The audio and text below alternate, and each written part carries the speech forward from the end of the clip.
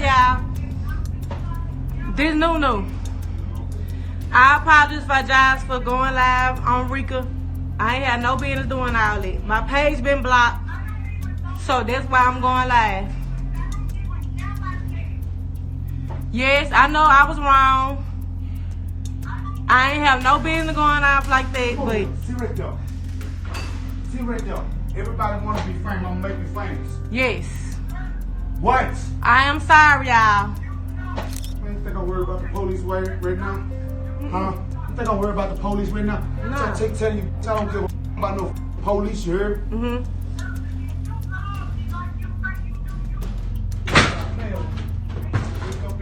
Pull up right now. Pull up.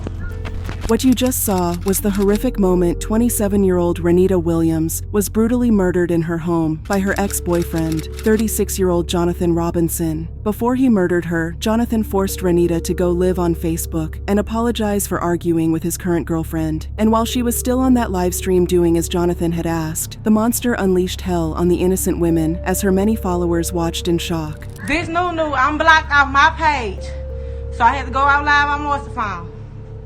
I ain't had no intentions of going live like that. I apologize to everybody. Yes. What? No,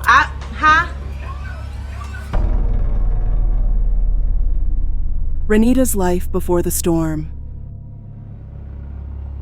Renita Williams, affectionately known as Nunu by her family and friends, was just 27 years old and a mother of 3 children. She lived in Shreveport, Louisiana, and was the kind of person you couldn't help but admire. People close to her described her as smart, humble, and hardworking. And they weren't exaggerating, because Renita wasn't just juggling one job like most people. She was managing 2 businesses. By day, Renita was a hairstylist, transforming her clients' looks with her skilled hands. Then, on the side, she built a solid reputation as an interior designer, working her magic on her clients' homes and turning their simple spaces into beautiful, cozy havens. Her work was so good that she became somewhat of a local celebrity. People in Shreveport and beyond shared her designs on Facebook, helping her gain a small but loyal following online. For Renita, though, Facebook wasn't just a place to share her work and get clients. It was also a space where she shared her life, her joys, and even her frustrations as a single mother of 3 kids. You can imagine how much love and energy it takes to balance work, passion, and parenthood. But Renita managed to make it look effortless and still maintained her charm and bubbly personality. But life wasn't always easy for her. She had been in a rocky, on and off relationship with a man named Jonathan Robinson for about 5 years. You see, Jonathan wasn't the kind of man you would wish even for your worst enemy. He had a long history of violence and a criminal record that stretched back years. We'll dive deeper into that later, but for now, it's important to know that their relationship wasn't a healthy one. And despite her intelligence and the warnings from her family, Renita stayed with him, perhaps hoping things would change. Eventually, though, Renita decided enough was enough. She ended the toxic relationship and made it clear she was ready to move on. In a Facebook post, she proudly announced her breakup, writing, "Congratulations, I did it, y'all. It was a long journey, all them long nights, fight-outs and shootouts, but I am really proud of myself. I finally graduated from that nigga." That post was a declaration of freedom, a sign that Renita was ready to leave the past behind and embrace a brighter future. And for a while, it seemed like things were looking up for her. She entered a new relationship, one that was everything her relationship with Jonathan wasn't. Her new partner wasn't violent or controlling. Instead, he treated her with the respect and love she deserved. Renita was finally happy, and her friends and family couldn't have been more relieved. But sadly, Renita didn't live happily ever after. Although she had moved on, Jonathan hadn't. He couldn't stand the thought of her being happy without him in her life. And as we'll soon see, his jealousy and rage would lead to an unthinkable tragedy. The hostage situation and horrific murder. When Renita Williams broke free from her toxic relationship with Jonathan Robinson, it should have been her chance to start fresh. But Jonathan couldn't stand it. The idea of Renita being happy without him filled him with jealousy and rage. His anger only grew when he saw her Facebook posts where she talked about her new life and her new boyfriend. To Jonathan, this wasn't just Renita moving on. It was a blow to his fragile ego. To make matters worse, there had been an argument between Renita and Jonathan's current girlfriend, Sharika Taylor, on Facebook. Sharika accused Renita of trying to get back with Jonathan, but Renita fired back, making it very clear to her that it was actually Jonathan who was still chasing her. In one post, Renita even called Sharika out publicly, defending herself and shutting down the accusations. This online feud might have seemed petty to their online followers, but to Jonathan, it was personal. He felt disrespected, both as a man and as Sharika's boyfriend, and in his twisted mind, he decided that Renita needed to pay for disrespecting him and his woman. So, in the early hours of April 12, 2018, Jonathan decided to take matters into his own hands. That morning, Jonathan left his mother's home in Shreveport with a clear plan. He retrieved a gun he had hidden under his aunt's house and went to a pawn shop to buy 2 boxes of bullets with about 40 rounds in total. This guy was armed with enough bullets to take down an entire platoon. And later, during an interview, he would admit that he bought that many bullets because he was ready to engage the cops if they showed up. Anyways, after he bought the bullets, he made his way to Renita's home on Natalie Street in Shreveport. Inside the house with her were her mother and her brother, who had no idea the tragedy that was about to befall them that morning. Jonathan arrived shortly and left his car running in the driveway. Then, without hesitation, he forced his way into the house by kicking down the door. Renita's mother was quickly alerted and managed to escape the house to call 911, but Renita wasn't as lucky. Can you send the police to 1301 Natalie? 1301 Natalie. Because they shoot Jonathan Robinson. Okay, Jonathan. 1301 Natalie Street. Okay, is he shooting now? Yeah, he's shooting now, ma'am. Okay.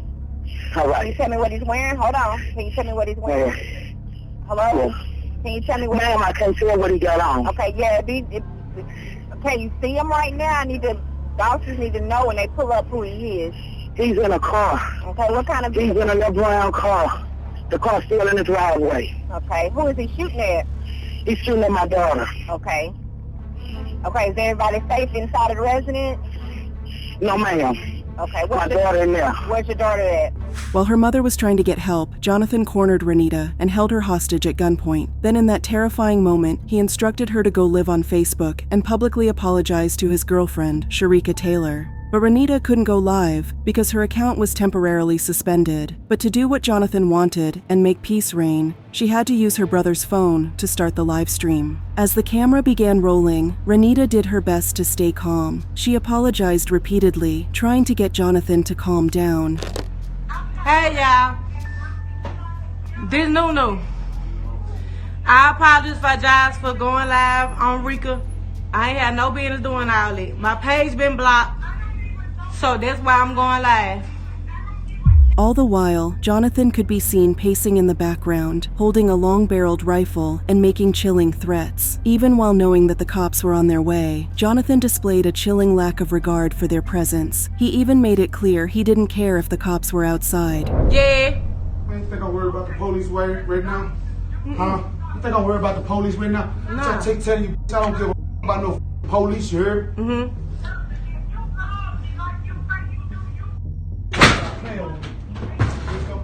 Pull up right now. Pull up.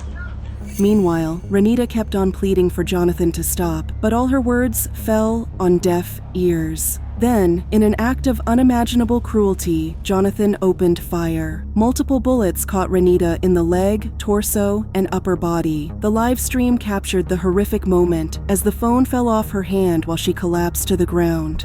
This Nunu, I'm blocked off my page, so I had to go out live on Morsephone.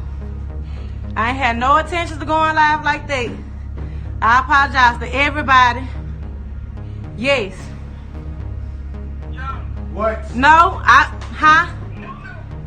By the time the law enforcement arrived, Jonathan had barricaded himself inside the house, and what followed was an 80-minute standoff with law enforcement. During this time, Jonathan fired at officers and injured one of them, Officer Robert Entrikin. Jonathan's rampage finally came to an end when he received a phone call from his girlfriend, Sharika. She persuaded him to give himself up, and for whatever reason, he listened. Jonathan walked out of the house with his hands in the air, surrendering to the cops, who then took him into custody.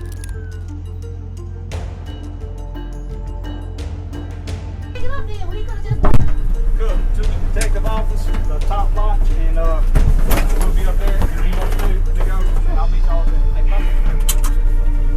Inside the house, the officers found Renita lying in the pool of her own blood, with her body riddled with multiple bullet wounds. Despite her critical condition, they managed to quickly transport her to a nearby hospital. But by then, it was already too late for Renita. She was declared dead upon arrival, leaving her family and friends in a state of utter devastation.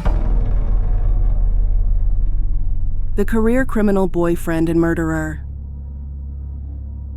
Following his arrest, Jonathan was taken to the Shreveport police station, where investigators wasted no time before they began questioning him, and that was when Jonathan shocked everyone even more with what he had to say. You see, right from the very start, Jonathan showed no clear signs of remorse for his horrific. In fact, within minutes of being told he would face charges for second-degree murder, Jonathan boldly corrected the officers, telling them that they needed to charge him with first-degree murder. Jonathan then went on to admit that he had planned everything. He confessed to the investigators that the crime was premeditated because he woke up that morning with the sole intention of taking Renita's life. Okay, you are hereby under arrest for your part in the offense of second-degree murder.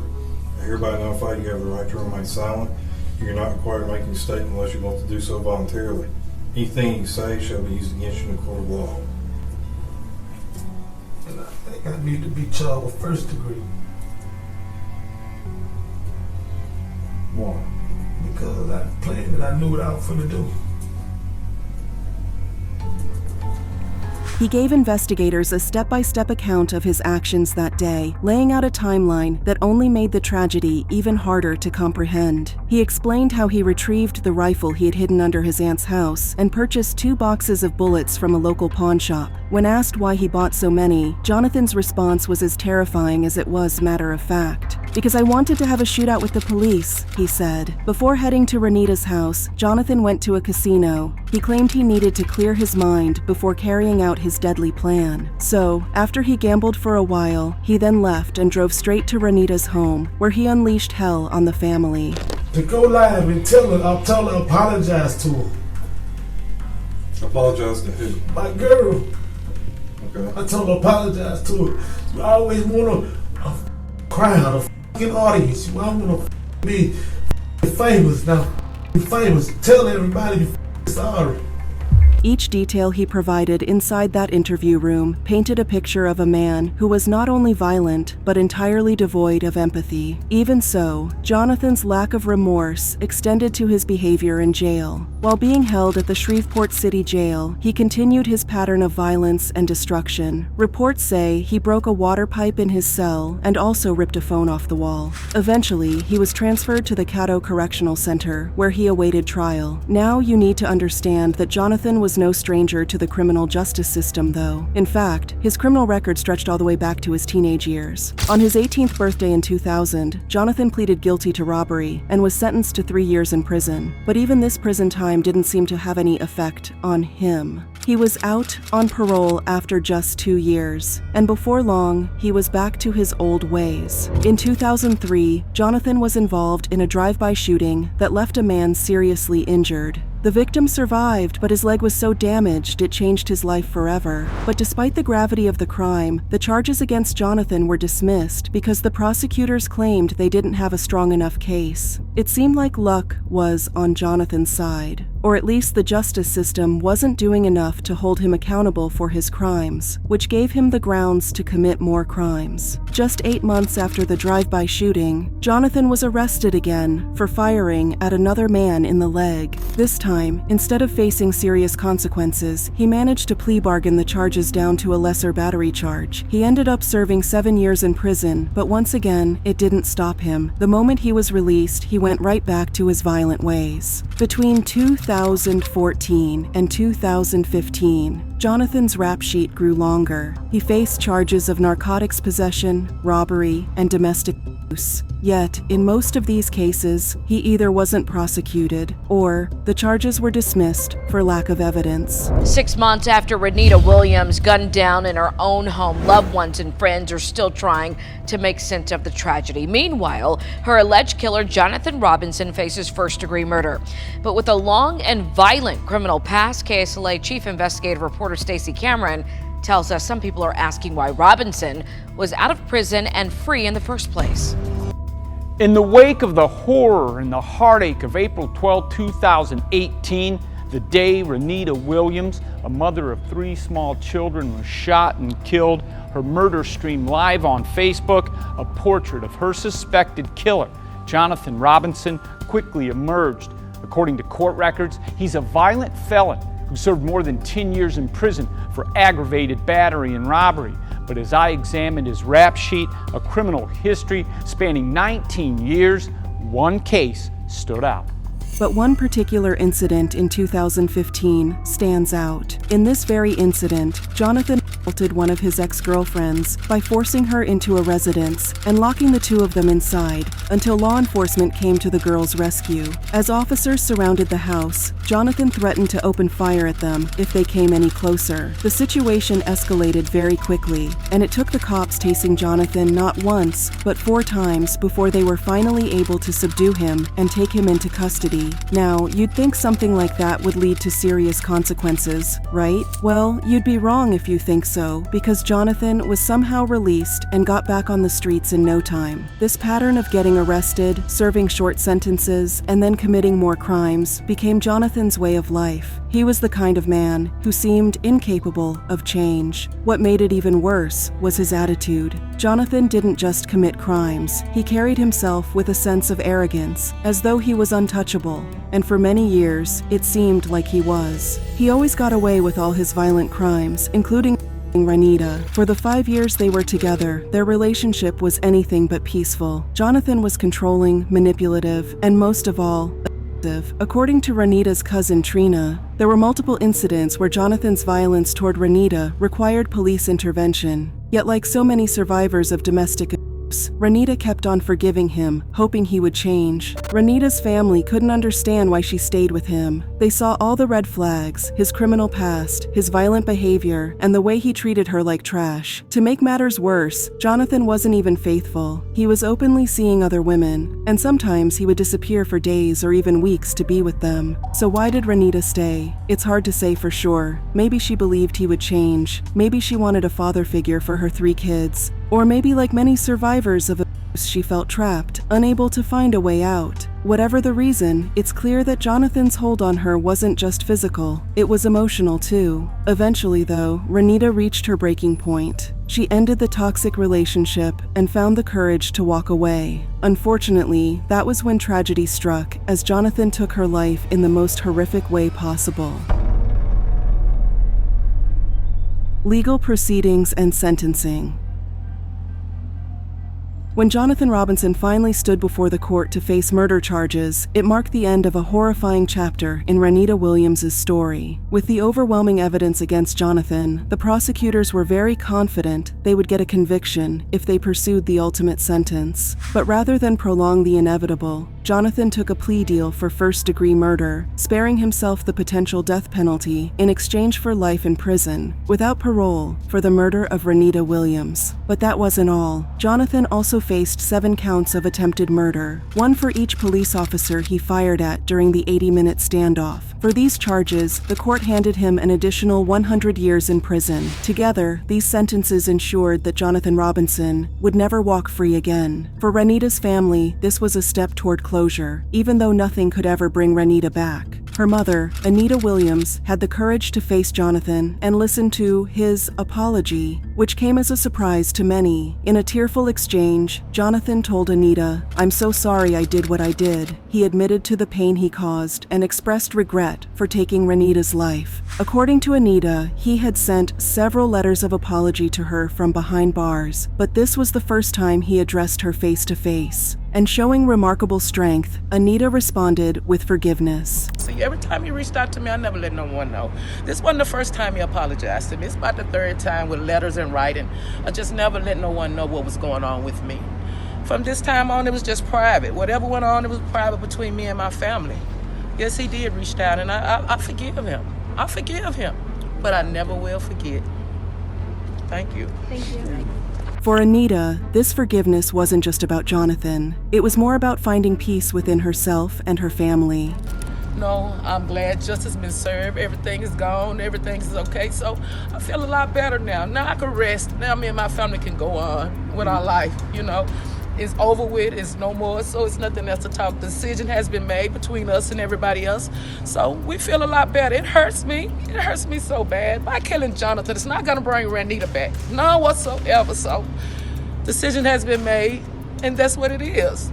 Despite the enormity of her loss, Anita stood firm in her belief that the death penalty wasn't the answer. She was satisfied with the judge's decision to keep Jonathan behind bars for the rest of his life. I didn't know it was going to happen. I just never shared it with nobody because I knew what I wanted in my heart and what I believed in. I didn't believe in killing nobody. I never believed in killing nobody. Not just him, nobody. Not even an enemy. So why?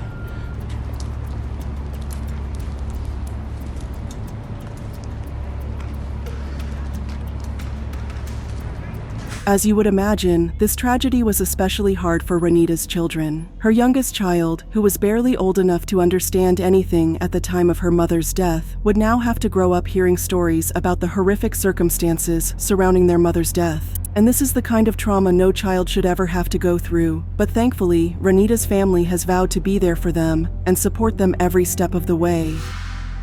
In what ways do you think the state failed Renita? Feel free to share your thoughts with us in the comments below, and don't forget to subscribe to our channel for more crime stories. Click on any of the cards on your screen right now to watch more of our videos.